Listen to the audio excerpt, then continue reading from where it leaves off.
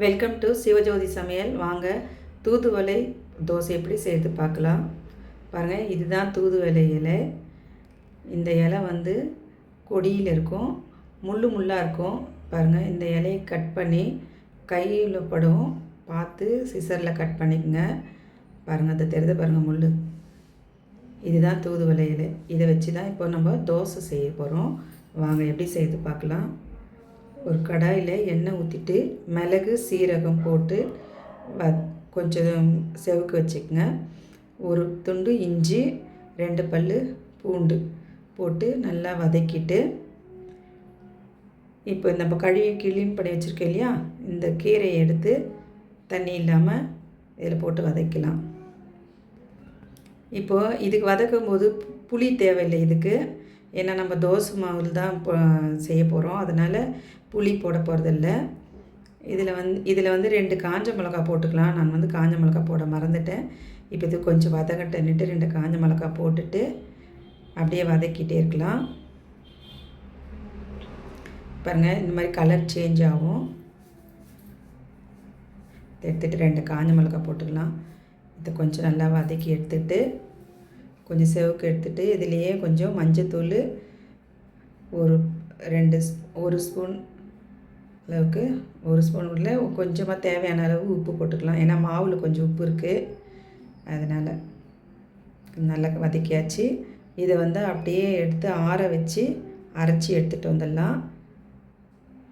பாருங்கள், இது வந்து தோசை மாவு இட்லி மாவு ரெண்டுமே சேர்ந்தாப்பில் அரைச்சி வச்சுருக்கேன். இது இட்லியும் ஊற்றிக்கலாம், தோசை ஊற்றிக்கலாம். இதில் தேவையான ஒரு 4 கரண்டி மாவு எடுத்து இப்போ இந்த அரைச்சி வச்சுக்கிற இந்த தூதுவளை எடுத்து இதில் கலந்துக்கலாம். உப்பு சோடா மாவு போட்டு கொஞ்சம் கலந்துக்கலாம். ரொம்ப ஈஸியான மெத்தட் இது.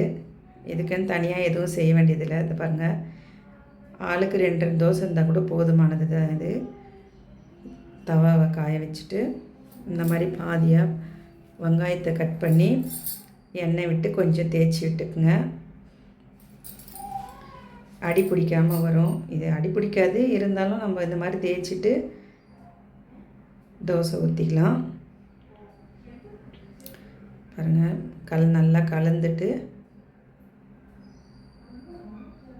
உடலுக்கு ரொம்ப நல்லது. இந்த கபம் ரொம்ப நாள் சளியாக இருக்குது இல்லையா, அவங்களுக்கெல்லாம் இதை தொடர்ந்து சாப்பிட்டாங்கன்னா இது வந்து ரொம்ப சளியெல்லாம் வெளியேறிட்டு நிம்மதியாக இருக்கும். குழந்தைங்களுக்கு வந்து அப்படியே கொடுக்க முடியாது, கஷாயம் வச்சு கொடுக்கலாம். இந்த மாதிரி தோசை ஊற்றி கொடுத்தா அவங்களுக்கு தெரியாது, சாப்பிட்ருவாங்க. தைராய்டுக்கு கூட ரொம்ப நல்லது இது. வெய்ய நாளுன்னு இல்லை, எல்லா நாள்லேயுமே சளி பிடிக்குது இல்லையா, எந்த நாள் வேணாலும் இதை சாப்பிட்லாம். பாருங்கள், எவ்வளோ அருமையான தோசை ரெடி ஆகிடுச்சு.